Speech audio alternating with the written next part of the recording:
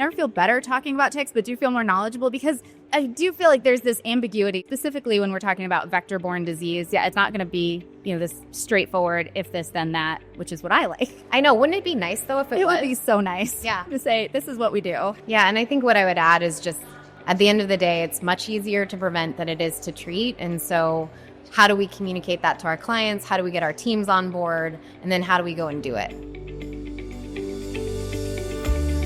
Hey everybody, welcome back to another episode of VetFolio Voice. This one brought to you by Antech and featuring Dr. Jimmy Barr and Dr. Megan Gilhooly. I've had Dr. Barr on the podcast a couple of times before. I always love talking to him. He's really down to earth and breaks the more technical aspects of diagnostics down in a way that's really helpful for us to understand as veterinary professionals, and also to be able to relay that information to our clients in a way that's practical and applicable to their individual pet. And for this episode, we were also joined by Dr. Megan Gilhooly. She was wonderful. She brought kind of this boots on the ground general practice perspective, showing how she applies this data in clinic to help complement the more raw data-driven side of things. So her and I were able to sort of compare notes in that respect, and that was really helpful. She shared some examples of some really big wins that she's had by taking this clinically applied data-driven approach. So I'm very excited for you to hear all about that. In this talk, we focused primarily on vector-borne disease, a lot in the context of ticks and tick-borne disease, but we also spent some time talking about heartworm disease. And these are conversations that can continue to be challenging, but they're just a part of our day-to-day conversations, particularly in primary care. So we talked about how to have good, well-rounded discussions with clients about vector-borne disease in a way that's beneficial to our patients across many different situations. Let me go ahead and introduce our guests, starting first with Dr. Jimmy Barr. As Chief Medical Officer for Mars Pet Care Science and Diagnostics Division, Dr. Jimmy Barr oversees the quality organization and leads delivery of medical care for the global Antech veterinary diagnostic business. Additionally, Dr. Barr serves a key role in connecting science and diagnostics with the Mars Pet Care ecosystem and the veterinary profession. Most recently, Dr. Barr was Blue Pearl's Chief Medical Officer, a position he held since 2018, growing the clinical affairs team and taking it to new levels of medical leadership and excellence.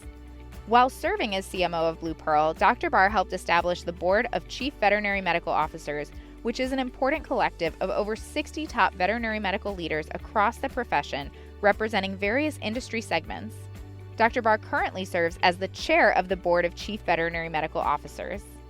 Dr. Barr holds undergraduate and veterinary degrees from Louisiana State University and completed his residency in emergency and critical care at Angel Animal Medical Center in Boston. He worked clinically at Blue Pearl starting in 2007 and served on the faculty at Texas A&M University before serving in Blue Pearl leadership. Dr. Megan Gilhooly is a native Oregonian and a graduate of both Oregon State University and Louisiana State University School of Veterinary Medicine. After veterinary school, she completed an internship in large animal medicine and surgery at Texas A&M University. She began her career as an equine practitioner in Lafayette, Louisiana, at a practice focused on sports medicine, reproduction, and surgery. After 2 years as an associate veterinarian, she transitioned to a partner doctor and helped manage an 8-doctor practice at 2 different locations. After the birth of her twins in 2012, Dr. Gilhooly and her husband moved back to Oregon to be closer to family. After a year of working as an ambulatory equine veterinarian, she transitioned to small animal medicine and began working for Banfield Pet Hospital in 2014. In 2018, she transitioned from the hospitals to a position at Central Team Support, or CTS. In 2021, Dr. Gilhooly transitioned from CTS back out into the field as the Vice President of Veterinary Quality for the Northwest and Southwest regions. Finally, at the end of 2023, Dr. Gilhooly transitioned back into a central role as the Vice President of Veterinary Affairs. In this role, Dr. Gilhooly leads the quality and patient safety programs, science and research, the doctor mentorship program, team-based care, and category management. All right, let's go ahead and get into our episode that we recorded live on stage at VMX. So much fun to talk to these two.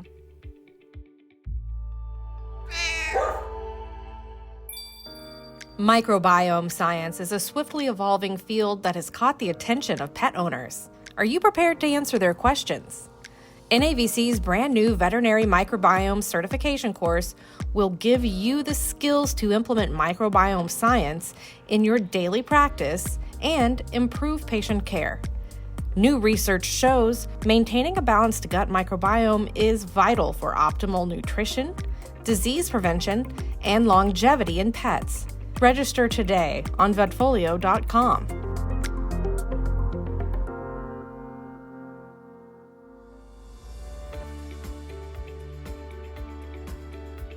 I'm excited to talk to both of you.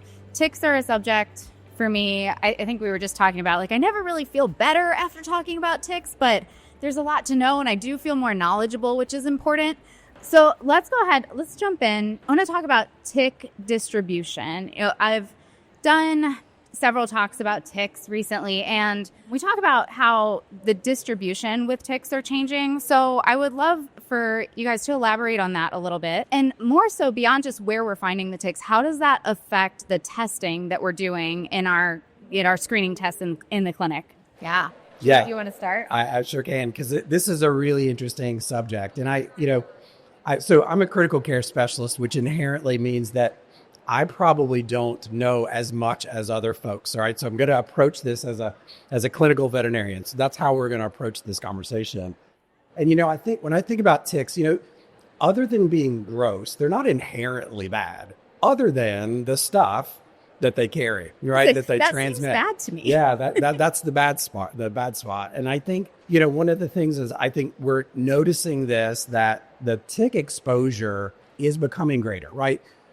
Folks are spending more time outside with their pets. And so with the climate realities that we live in today, the distribution of ticks are just different than they used to be in years past. And that doesn't, on the surface of that doesn't seem to make a lot of sense. But if we think about how the distribution of other wildlife has changed over time, and it's demonstrable, we can map that. I mean, in fact, we have right now, I want to call out the Companion Animal Parasite Council, because they do an amazing job when it comes to keeping up with this type of thing. So the members of the CAPC, and one of the best things they do, among others, but one of the best things that they do is they have these prevalence maps when it comes to where ticks are distributed, where we can actually think about to predict where diseases might, flare up over time. So they have these, those prediction maps that I think is amazing. You can go find those on capcvet.org, and it can give you an idea of how things are changing over time.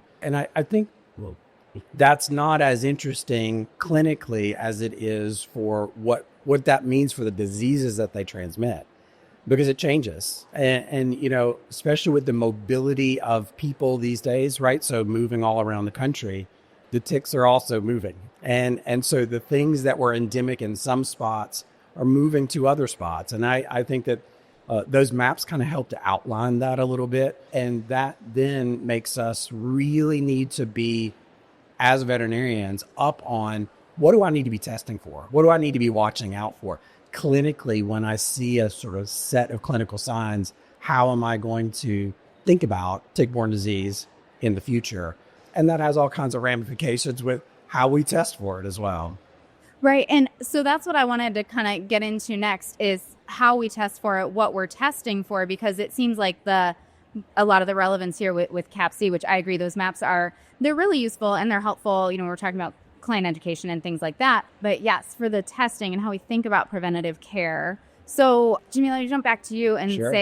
talking about like the type of testing available. I think serology is something that we use really commonly in clinic, but thinking about PCR and follow-up testing and things like this. So at the risk of going on and on, I'm going to try to stay brief here. Right. So because this is a really common thing that I know clinically a lot of veterinarians struggle with, right? So when do I use which test at which time? And I think, fortunately, from my perspective, I get to see a lot of questions. I was able to gather a lot of opinions from our sales representatives and also our consultation veterinarians that say, okay, what kind of questions do I get around this sort of thing? And it sort of breaks down into a few different categories. Backing up, though, I just want to highlight the difference between serology and PCR. Serology tests for evidence that the infectious disease was there, right? And that's really all it tests for is exposure. And you're looking for antibodies that are in the serum that can give you a clue that, if it fits with the clinical signs, that's an important point. If it fits with the clinical signs, that may be the disease that you're dealing with. PCR is wholly different, right? PCR detects the DNA or RNA, the DNA of whichever bug you're testing for, if it is in that sample, okay? So that tends to mean that PCR is better in the acute setting when a patient's actually clinical for a disease, whereas serology gives you evidence that had occurred at some point in the past. I think that's particularly helpful when you're thinking about the results that you get when you run those tests, okay? And the reason why I say that is because depending on where you are in the course of disease will inform which test you should run and what your expected results can be, okay? I'll give you some common examples of that, right? So one would be if a patient gets a disease or gets exposed to a disease, but it's not clinical at the time, and you run a test and they're serology positive. And this can be in any different way. You can have that to be in-house. You can have that to be in a reference lab, depending on what's going on. And if the patient is positive, that doesn't necessarily mean that they have that disease at that moment, right? They could have cleared the disease. They could have not gotten clinical for the disease. They've just been exposed to it. PCR is different in the sense that if a PCR is positive, you can feel fairly comfortable that organism or its nucleic acids are present in the disease or in the patient at that time, okay? And so what I think of commonly, and the most common tests that we do in our clinics are serology-based tests. We look for antibodies that are related to that. And if you've got an acutely ill patient, that may not be the best test. If that makes sense. Right. Yeah. So if they've been exposed, they get sick from a disease, they don't have, it usually takes a couple of weeks at least for the patient to start to be positive with serology. And so that's an important limitation to think about as you're choosing which tests to run. Sure. Yeah, that makes sense to say, let me run, a serology here to screen this patient. But if you're right, if we have one that's acutely ill, we might not get a good result there. I do want to expand a little bit more on testing, but Megan, let me jump over to you real quick. Anything you want to add so far? Yeah, I think the only thing I would add is that, Jimmy mentioned CAP-C, right? That data comes from testing, and it's really important, helpful data. So we would have to test to get the data. So I think the thing I would add is just we as veterinarians have such an important public health role to play, and part of that role is testing. And as well as being able to forecast out for humans, right? But also our pets. What does the future potentially look like? Yeah, I think that's huge when we're thinking about how we're going to approach a patient and their preventative care plan and screening, blood work testing, things like that, to say there's this global component too, this public health component as well. Makes sense. Yeah. I didn't really think about it, but yeah, that makes sense of where the results coming from our testing. So kind of along the line, sticking with testing, how has the profile of tests that we run changed over time? Have we seen changes to that with the changes in distribution of ticks and tick-borne diseases? Yeah, Cassie, this is an important point. Because I think that from a veterinarian's perspective, I feel like we oftentimes think of these diseases as clinical entities that don't change over time, right? So, you got this thing, you test for it, and that it will always be that way. And that is not true, especially in infectious diseases and especially in vector-borne diseases right now. So as tick patterns change, when the vector changes, the diseases that those vectors carry migrate into different spots. And what that can mean is things that are not normally found in a geography are now found in a geography. And if you're not looking for them in the test, you will not find them, okay?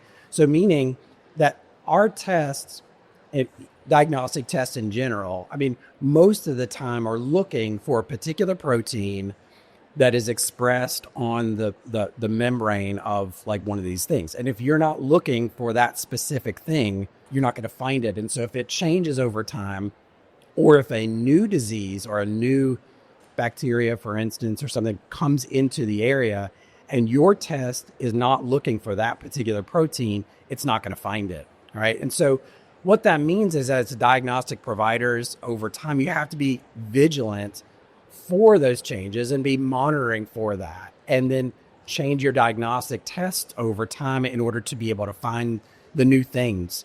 Fortunately in Antech, and I'll give this as an example, I'm sure this is true in other places too, but we've just gone through a series of revisions of our test to tailor it to what actually is found in the U.S. again. And so in Ehrlichia and Anaplasmas, particular examples for that, we've changed that, and we're finding a higher prevalence of disease. And it's not because that magically it happened, it's just that we were able to find it because we changed the test. Does that make sense? It does. And so you just have to be vigilant all the time and kind of understand the test that you're running. Is it germane to the geography now? Makes me think of like Addison's. Like, if you look for it, you'll find it. Yeah. But you have to look for it. I'm curious where that information is sourced from, like knowing that there's protein changes to look for. Is that coming from some of the screening tests that we're doing in practice, or is that more targeted research? So it depends. Okay. Universal answer to medicine. So yeah, obviously. I mean, because we are obviously looking for it, but so are other, the scientists in general are recognizing this, right? So this is where scientific collaboration across the profession is really important. So to be aware of the literature, collaborate with other collaborators, knowing that we're seeing like a different set of diseases, a different set of proteins that we need to pay attention to, and then comparing that over time, and then just testing to see what's out there.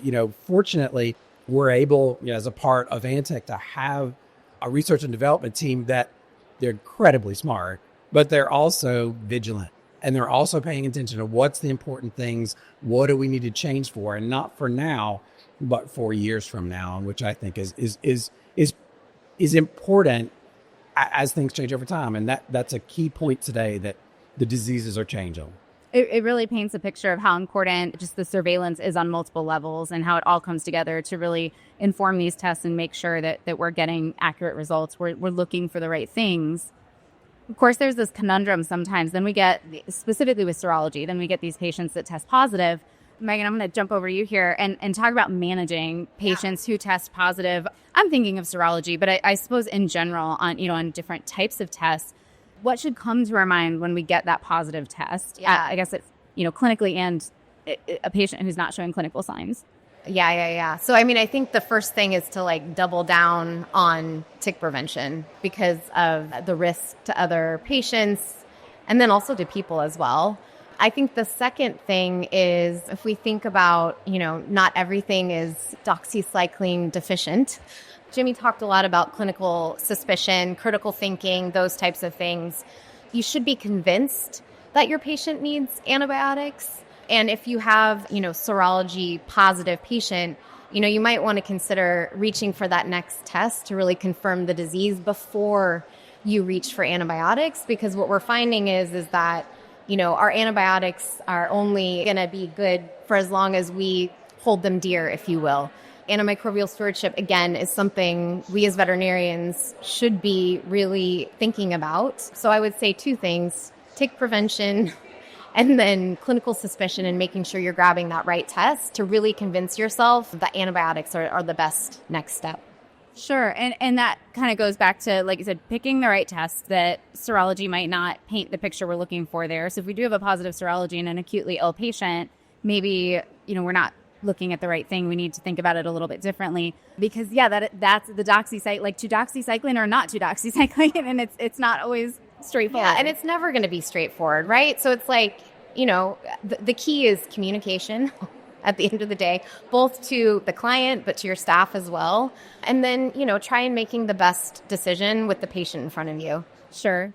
And I think that's where I say, I never feel better talking about ticks, but do feel more knowledgeable, because I do feel like there's this ambiguity that we have to, which is true in a lot of medicine, but specifically when we're talking about vector-borne disease, what test are we reaching for, and what treatment plan should we think about? Because there's just a lot that goes into those decisions that, like you said, is always going to be a little bit ambiguous. It's not going to be, this straightforward, if this, then that, which is what I like. I know. Wouldn't it be nice, though, if it was? Would be so nice to say, this is what we do. Yeah. And you have to really kind of rely on, your clinical acumen there. Let's also talk about prevention. Of course, we have to think about managing clinically ill patients, but maybe monitoring and prevention and really keeping them from becoming clinically ill if we can. Yeah, I mean, I know that we really want to talk about tick prevention, but I'm going to pivot us a little bit and talk about another very important vector-borne disease, which is heartworm disease. Because, I think that we as veterinary professionals, we have an obligation to prevent what we can. And prevention is so much easier, cheaper than actually treating the disease. And so at Banfield, we certainly have the luxury of having a ton of data similar to Jimmy and Antec. And what we found is preventing the disease in canine patients would be about 12 years. That's the cost for one treatment for a dog. So I think some of those things could be great sound bites as you're discussing with clients. The second thing is that just understanding client behaviors. So when we surveyed our clients, 50% of them said that they're not doing year-round prevention. And that's kind of a problem, right? Just because there is little risk doesn't mean there's no risk. So year-round prevention is always going to be the best course of action. And then the third thing is that about 40% of the clients don't believe that their pets are at risk. And so I think what it really boils down to is having a very robust conversation with your clients around what's the risk, using points that Jimmy very nicely articulated around tick patterns, climate change. We are very privileged to travel with our pets, and it just takes one tick on a dog that is carrying a disease to then get that in the population. And then I think the last thing is that, as a clinic, if you focus on something and you choose to make that the focus and you get everybody on board, you really can move the needle in what you can do from a patient population and an impact to patients, which is exciting. Yeah, absolutely. And that can be one of those, we have that conversation so much that it can become you can get fatigued of having this conversation over and over and over again. And I think that's why these conversations end up being so important to just kind of bring to the surface again how important it is to have the conversations with clients and to make sure that that conversation is consistent, that we have the whole team on board and we're all sending the same message, because this can be a really devastating thing as, we see redistribution of these parasites and of the diseases. And so, just to keep it fresh and remember that we need to talk about these things. Megan, I'm going to put you on the spot here for just a minute. Do you have any sound bites, so to speak, with clients that you found to be particularly effective? Yeah, I do actually. And it's actually a personal story. I had a heartworm positive dog that I adopted knowing she had, heartworm disease because nobody else would adopt her. I was in the Pacific Northwest. My friend drove her from Louisiana all the way to Oregon, and we elected to treat her. And she was a very approachable dog at the beginning of treatment. At the end of treatment, she hated coming into the clinic. She was the type of dog that you had to pancake with, gabapentin and trazodone to do anything to. But because of kind of the intensity of treatment, that is what happened to her. And to me, as yes, I'm a veterinarian, but I'm also a client in that space. I felt very terrible that I had to put my dog through that. And so I oftentimes will use a personal story, and I choose to use that personal story. I think the other thing is the importance of data. Jemmy mentioned CAPC, there's the American Heartworm Society. You can pull up those maps in the exam room on your phone and show the client, because my favorite thing, again, living in the Pacific Northwest, if I had $1 for every time I heard heartworm isn't a thing out here, actually it is. It's been diagnosed in all 50 states. So I think the importance of data, showing clients, having the conversation, and then I think the reality in the clinic is that your clients are not going to have as much time with you as a veterinarian. So how can you arm the rest of your clinic with the same talking points so that we're all singing from the same songbook? I love that you added that last part of the whole story, although I'm sorry to hear that your dog got so stressed out about that. But I think that's an important point, because if we're talking about one that is doxycycline deficient and we need to do that, and you have a dog that you can't give pills to, that can really, we can get into human-animal bond issues and things like that. And then I think that last talking point is so important, because there's so much to cover, especially when we're doing like an annual preventative care type of exam. And inevitably, it will be scheduled as that. And, they're limping, or there's something else that comes up that we need to talk about. I think it's difficult as veterinarians to cover all of this. But there's so much opportunity to, like I said, make sure everybody has the same message and has the ability to communicate that with the client. And that way we can make sure the message gets out there. And can I add one other thing? Of course. I think there's also the scare tactics as well. Those are effective. Those can work, particularly with fleas and ticks, because they're visible. And, I think there's the if you have fleas in your house, how long does it take to get rid of the fleas? Those types of talking points with clients can really be effective, because they're really hard to get rid of once they get into your home.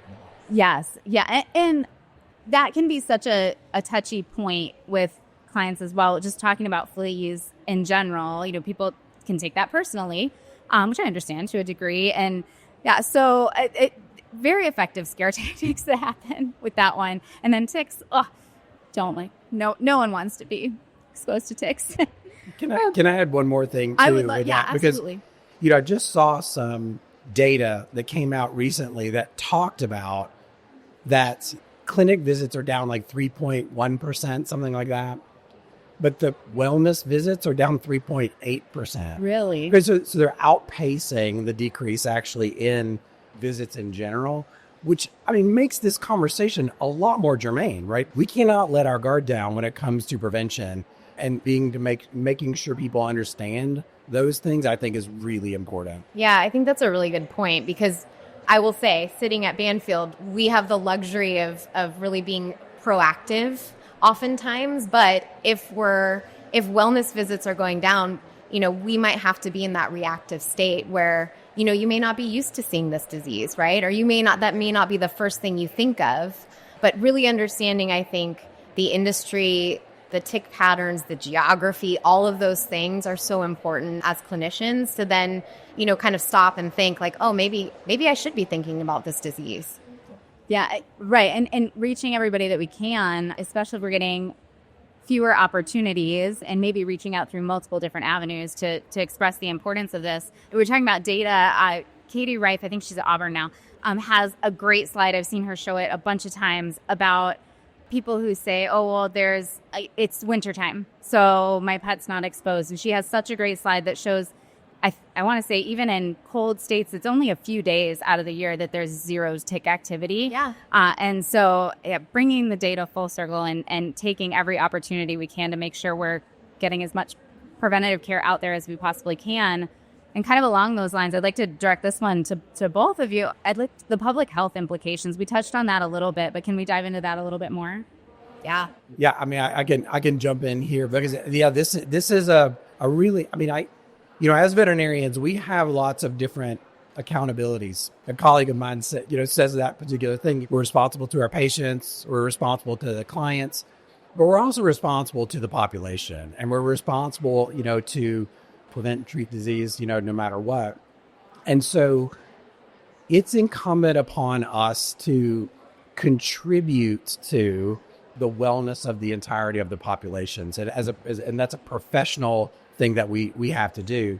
Fortunately, from our seats, we get to see a lot of data, right? And the data that is there outlines particular geographies that may be changing, but also diseases that are potentially zoonotic, right? And we run across that a lot. And there are some tests that are mixed into some of our normal tests with the screen, for instance, and I can give the example of echinococcosis, right? So echinococcus is a disease that happens in dogs and cats, wildlife, but it's also can be devastating for people, right? And being able to use data from that to highlight where we could have intersections. Zoonotic intersections are actually really important. And when you think about One Health, I mean, that's a terminology that's used a lot. Being able to aggregate data, talk about that with our physician colleagues so that they can kind of understand. We've got lots of examples of lots of zoonotic diseases that our patients get that help to inform our physicians. Yeah, I mean, I like to think of our pets as kind of the canary in the coal mine a little bit. You know what I mean? Absolutely. There's great data that shows that, when there's a Lyme outbreak in pets, there's the same type of outbreak in people. And while it's not a zoonotic disease in theory, right, because a pet can't give it to a human, however, the tick can. Right. And so I think there's that piece as well. I know heartworm disease is certainly not something that is zoonotic or whatever, but I think we have a great example about when you actually focus on something, you can drive down the prevalence of disease. And so we, as a practice, we made the choice to focus on heartworm prevention as a full practice in 2023 and 2024. And we actually drove down the prevalence of disease by 11% in our population while the external population was going up. And so if we were to use that same analogy with a different type of disease, right, that's just shows the power of veterinarians. We are able to choose to focus on a disease, prevent it, and therefore we can actually impact the outcome of that disease. So we should be doing that in other spaces as well. Yeah, just understanding that awesome responsibility and the opportunity to really be able to have a major effect not only in the health of our patients and the well-being of our patients and their families, but real public health implications. And thinking of heartworm disease, so many preventative medications are combined with, say, something that'll work against intestinal parasites, which are zoonotic in some cases. And so just huge public health opportunities there that when, it does get tiring sometimes to have that conversation over and over and sometimes not always feel like you're moving the needle. That's such a good example to say, maybe it doesn't feel like that, but I mean, you said you drove it down 11% while the external population, that's huge. Yeah, we were recognized by the American Heartworm Society, which is very cool. Yeah. But it just, again, it shows what you can do together as a community. And yes, we're a large practice, right? But like any practice could do it. It just takes everybody on board, deciding what you're going to go after, measuring it, and then tracking it. Love that. I love that example. The other benefit I think we can see is health of our clinics. Jimmy, you mentioned that the preventative care visits are down, and I think making sure that we're having these conversations also plays a big role in the overall health of our clinics, both, in terms of us feeling like we're making a difference, but revenue-wise, is hugely important. Could you guys elaborate on that a little bit? Yeah, I'm happy to. I'm a big fan of quality driving the business. Yeah. We know that if we provide great care to our patients, the revenue is just going to follow.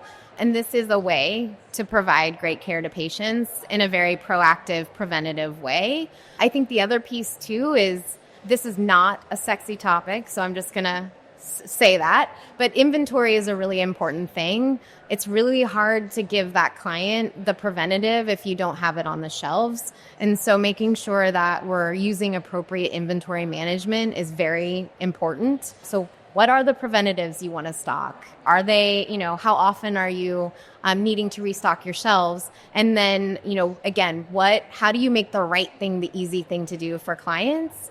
So making sure you have a couple of options in the clinic is really important. And then the last thing is leveraging vendors.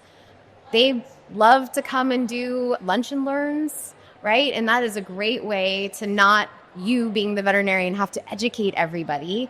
So again, making sure that we're leveraging vendors as well to help educate our staff. Yeah, I think that really speaks to kind of having everybody on the same page so we can all have that conversation with clients and move the needle. And Jimmy, is there anything you wanted to add to that? Yeah, I would just advocate to communicate the value of what you do to your clients, because I think it's easy to sort of, say, these are the things we're going to do, move on. But we need to highlight how that's going to help their pet.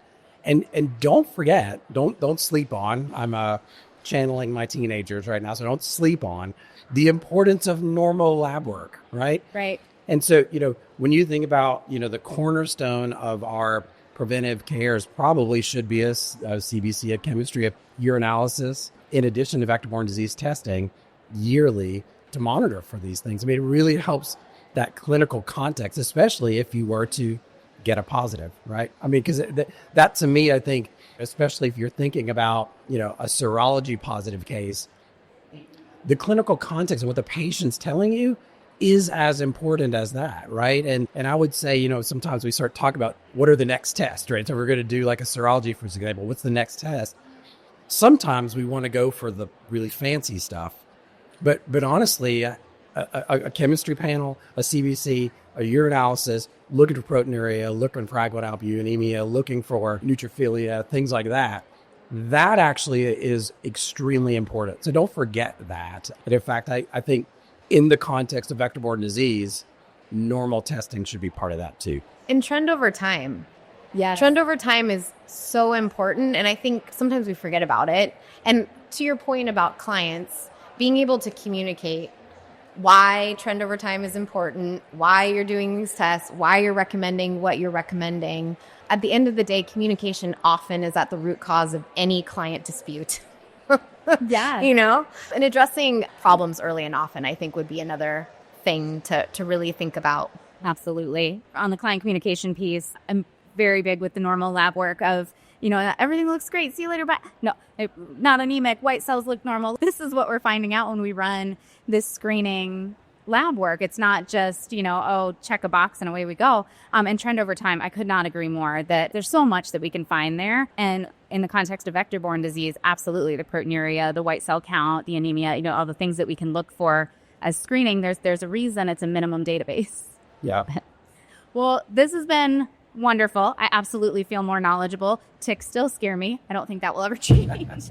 But thank you both for joining me. Any final thoughts you want to share?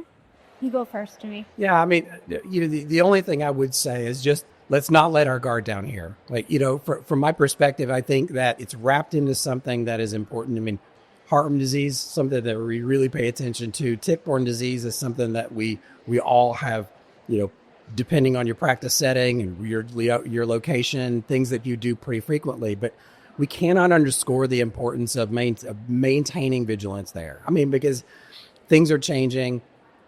The diseases are changing. The geographies are changing. Be aware of what is happening in your area.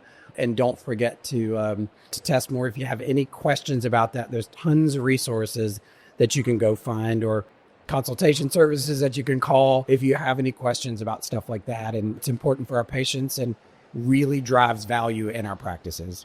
Yeah, and I think what I would add is just, again, the importance of prevention. At the end of the day, it's much easier to prevent than it is to treat. And so how do we communicate that to our clients? How do we get our teams on board? And then how do we go and do it? Absolutely. No doubt about it. Thank you both for joining me. This has been so much fun. Great. Thank you. Thank you. Thanks, Cassie.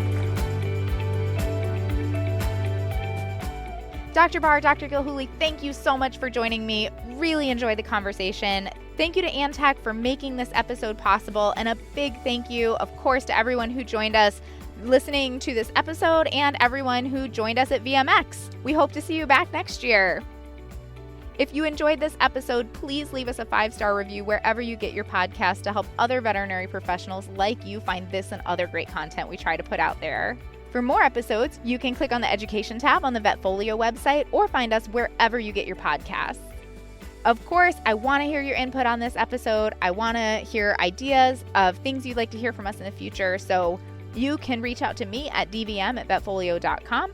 We can also connect on Facebook at Dr. Cassie DVM or on Instagram at dr.cassie.dvm. And remember, if one animal is better off because of you today, it's a great day.